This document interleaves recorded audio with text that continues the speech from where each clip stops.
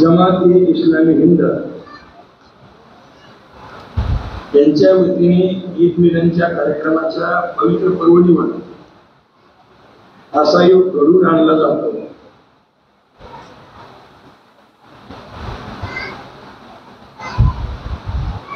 मला वाटतं यावर्षीचा योग म्हणजे असा त्रिवेणी संगमाचा योग आहे।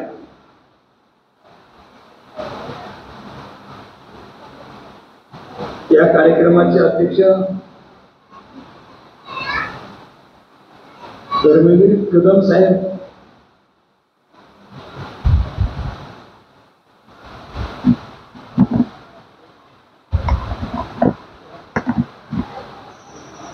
त्यांचं नाव सजीवुद्दीन साहेब, आपण या कार्यक्रमाच्या निमित्ताने आमचे ज्यांचे अत्यंत जुने संबंध आहेत डॉक्टर सय्यद रफीक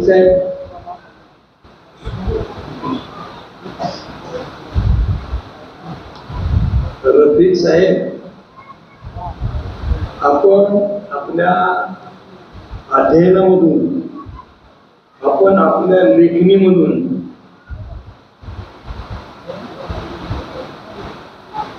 मानवता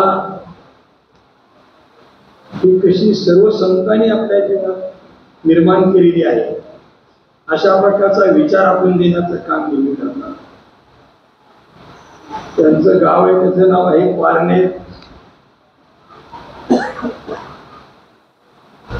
जाती धर्माच्या पार जो येतो त्यालाच पारनेर म्हटलं पाहिजे आणि असं आपलं पारनेर गाव असल्यामुळे आज आपण या ठिकाणी आलात।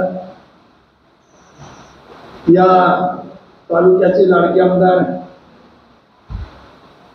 माननीय कैलासजी पाटील साहेब, मगाच बोलताना मी म्हटलं राजकीय माणसांना असं कधी समजायचं नाही की आपण धार्मिक कार्यक्रमात बोलायचं नाही, कारण छत्रपती शिवाजी महाराजांना माहित होतं जोपर्यंत तुकाराम महाराजांच्या विचाराचा संस्कार आपल्याला पडत नाही तोपर्यंत समृद्धी आणि संस्कृती या दोन्हीचा काय समन्वय आहे या भूमिका घेऊन आपल्याला समाज आणि राष्ट्र बलवान करण्यासाठी एक नेहमी दिशा मिळत असते आणि म्हणून आपण या निमित्ताने आलात त्याबद्दल धन्यवाद। स्वामीजी, आपण खूप खूप चांगलं बोलला। मला वाटतं या कार्यक्रमाचा जो मूळ उद्देश आहे त्या उद्देशाच्या प्रत्येक पैलूशी आपलं भाषण म्हणा, आपलं प्रबोधन, आपल्या विचाराचा स्रोत याच्याकडे फोकस होता। तुम्हाला खूप खूप धन्यवाद देतो। या कार्यक्रमाच्या निमित्ताने जमात-ए-इस्लामी हिंद यांचे धाराशिवचे अध्यक्ष आणि नंदकुमार गवारे साहेब यांनी या अशा महत्वाच्या कार्यक्रमाला मला निमंत्रित केलं त्याबद्दल मी त्यांचं अभिनंदन करतो, त्यांना कोटी कोटी अशा प्रकारचा धन्यवाद देतो।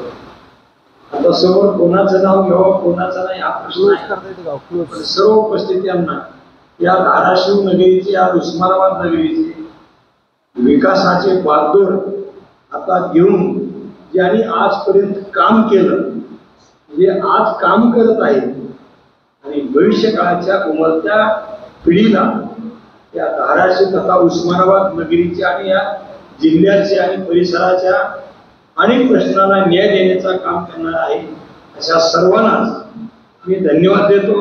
पत्रकारांना धन्यवाद देतो, शूटिंगवाल्यांना, फोटोवाल्यांना धन्यवाद द्यावाच लागेल। अत्यंत बारकाईने, अत्यंत अगदी योद्धा रणांगणावर जसा टेहळणी करत असतो तसं शूटिंगवाले सुद्धा कुठला प्रसंग कसा आहे याचं कसं हायलाइट करावं असं मन लावून, जीव लावून तुम्ही काम करत आहात त्याबद्दल तुम्हाला सर्वांना धन्यवाद देतो। आजच्या या प्रसंगी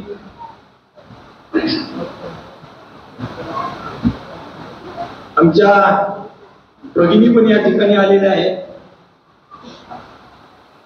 मी एक वाक्य नेहमी सांगत असतो, डॉक्टर साहेब, ज्या महिला ही राष्ट्राची अर्धी शक्ती आहे आणि ज्या राष्ट्रामध्ये महिला विकासाच्या प्रवाहात येत नाही ते राष्ट्र कधीच परेशानी होत नाही. आणि म्हणून आता महिलांनी देखील या देशात किंवा विश्वामध्ये एवढी प्रचंड प्रगती केलेली आहे. आणि धार्मिक क्षेत्रात सुद्धा धर्म हा समाजासाठी आहे, धर्म हा राष्ट्रासाठी आहे आणि धर्म एकंदर मानवाच्या कल्याणाचा आहे. ही धर्माची मूळ खुणगाट ही प्रत्येक माता भगिनीच्या मनामध्ये रुजली पाहिजे. कारण गुरुजी 7 वर्षानंतर येतात, धर्मगुरू सुद्धा काही काळानंतर येतात, वडिलांचं बोलणं सुद्धा पोराला बोलायला आल्यानंतर असतं. पण कानावर पहिला शब्द जो पडतो तो आईचा पडतो. पण आपल्याकडे ज्या त्या प्रांताची भाषा असते त्याला पितृभाषा कोणी म्हणत नाही, त्याला गुरुभाषा कोणी म्हणत नाही, त्याला मातृभाषा म्हणतात.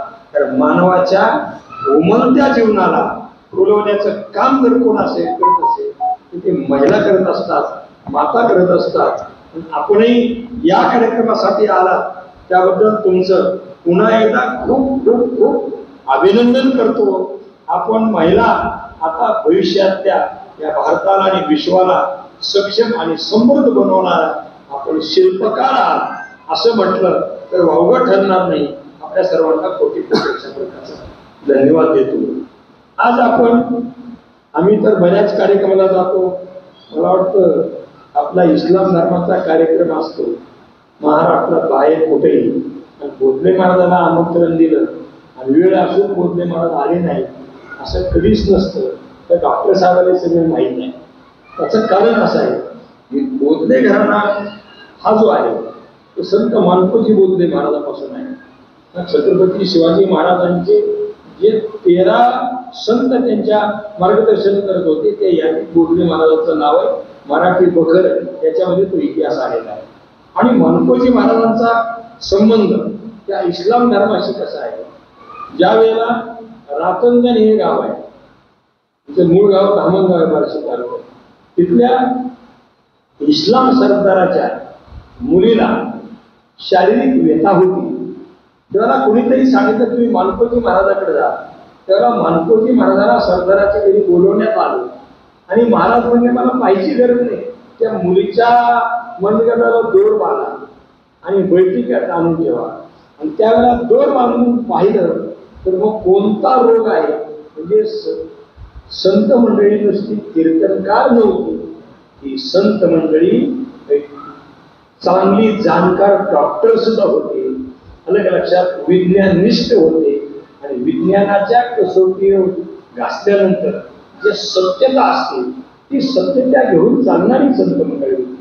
आणि डॉक्टर साहेब अजूनही कधी तुम्ही योगाला तर तुम्हाला धामणगावला घेऊन जाईल.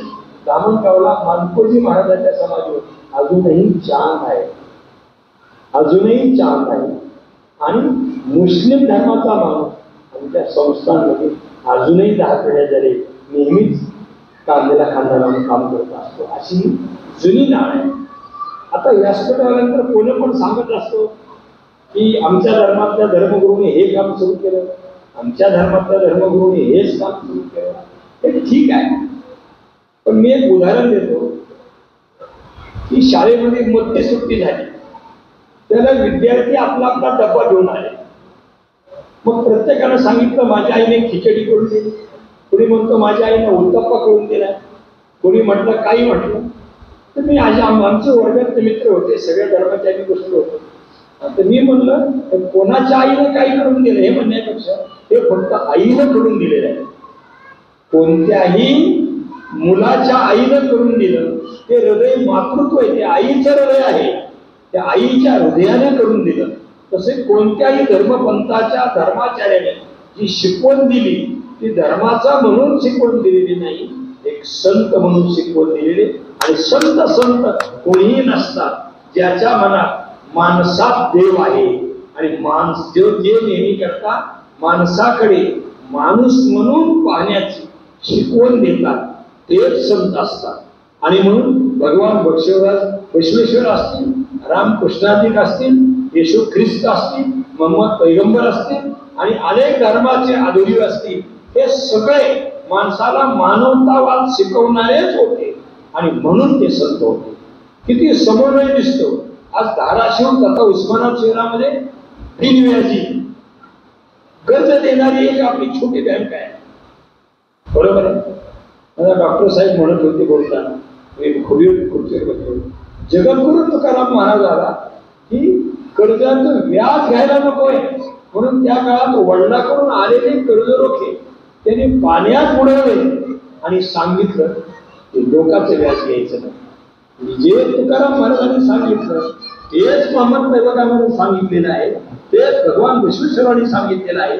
आणि म्हणून आपण आज असा विचार केला पाहिजे की सर्व संत, सर्व धर्माचे आधुरी, आमच्याकडे एक भारूड आहे बघा, दाढी शेंडी अलग है दोनों का भगवान एक ही है, लुंगी धोती अलग है दोनों का भगवान एक ही है, और मंदिर मस्जिद अलग है दोनों का भगवान एक ही है. ही महत्वाची भूमिका आज या ईदच्या निमित्ताने आपण ही परंपरा चांगली चालू ठेवली, त्याबद्दल आपल्याला खूप खूप धन्यवाद देतो. थोडं आपण समजून घेण्याची गरज आहे. कधी कधी आपण राजकीय लोकांना नाव ठेवतो, राजकीय लोक भेद निर्माण करतात. कधी कधी आपण धर्माच्या लोकांना नाव ठेवतो, धर्मामध्ये तेढ निर्माण करतात. बरोबर आहे. तसं ज्याला जे वाटतं ते करीत असते, ज्याच्या चष्म्यातून जसे दिसत ते. पण मी खरं सांगू का, तुम्ही धार्मिक लोकांना द्वेष देऊ नका, तुम्ही राजकीय लोकांना दोष देऊ नका. स्वार्थी लोक समाज विरुद्ध असतात, हे त्यातलं विमेन. धर्मातला माणूस जर स्वार्थी असेल तो धर्माचा उपयोग आपल्यासाठी करून घेईल. राजकीय क्षेत्रातला माणूस स्वार्थी असेल तर तो धर्माचा उपयोग राजकारणासाठी करून घेईल, खुर्चीसाठी करून घेईल. याच्यात सगळ्यात कॉमन काय आहे? स्वार्थ. या सगळ्यात कॉमन काय आहे? लोभ. याच्यात सगळ्यात कॉमन काय आहे? की स्वतःच बलभाव ही वृत्ती समाजामध्ये नेहमी करतात, भेदभाव निर्माण करत असते. आणि म्हणून आपल्याकडे टेलर असतो बघा, टेलर तर त्याला कापत जातो आणि पुन्हा शिवीत जातो. तसं समाजामध्ये काही लोक, आता काही मोठे टेलर असतात ते शिवीत नाही, ते फक्त कट करून देतात, पण बाकीचे लोक असतात ते शिवत असतात. तसं समाजामध्ये काही प्रवृत्ती नेहमी कात्रीसारखं कट करत असतात. पण आता तुम्ही आम्ही व्यासपीठावर येऊन कट केलेल्या गोष्टी शिवण्याचं काम करण्याची गरज आहे, शिवण्याचं काम करण्याची गरज आहे. आणखी दुसरी गोष्ट आहे, जे आतताई प्रवृत्तीचे माणसं असतात त्यांना जात नाही, त्यांना धर्म नाही, ना त्यांना सत्ता नाही. त्यांच्या जीवनात आतताईपणा हा त्यांच्या अज्ञानाचा आणि त्यांच्या अहंबुद्धीचा प्रभाव असतो. आणि म्हणून साधू संतांनी पहिल्यांदा समाजाला संस्कार देण्याचे काम केलेलं आहे, लोकांमध्ये भाईचारा निर्माण करण्याचं काम केलेलं आहे. आणि जाता जाता एक गोष्ट बोलून जातो, ज्या वेळी धार्मिक विचारामुळे बिघाड झाल्यानंतर समाजाचा समतोल बिघडतो. कधी कधी सत्ता संपत्तीच्या निमित्ताने समाजाचा समतोल बिघडलेला असतो. त्यावेळेला त्याची रिअलाइनमेंट करण्याचे काम हे समाज सुधारकाचं आणि साधू संतांचं असतं. म्हणून समाजात निर्माण होणे, बघा, जात आणि धर्म ही व्यवस्था आहे, ही विकृती नाही. जरा पुन्हा एकदा वाक्य उच्चारतो, जात आणि धर्म ही समाजातली व्यवस्था आहे, पण त्या जात धर्माच्या व्यवस्थेच्या माध्यमातून विकृतीकडे नेण्याचं काम मात्र करायचं नसतं. ही महत्वाची गोष्ट आहे. एका शाळेमध्ये जर मला 200 विद्यार्थी असेल, आम्ही शाळेत असताना जर 8वी 9वी एकदा येत झाली तर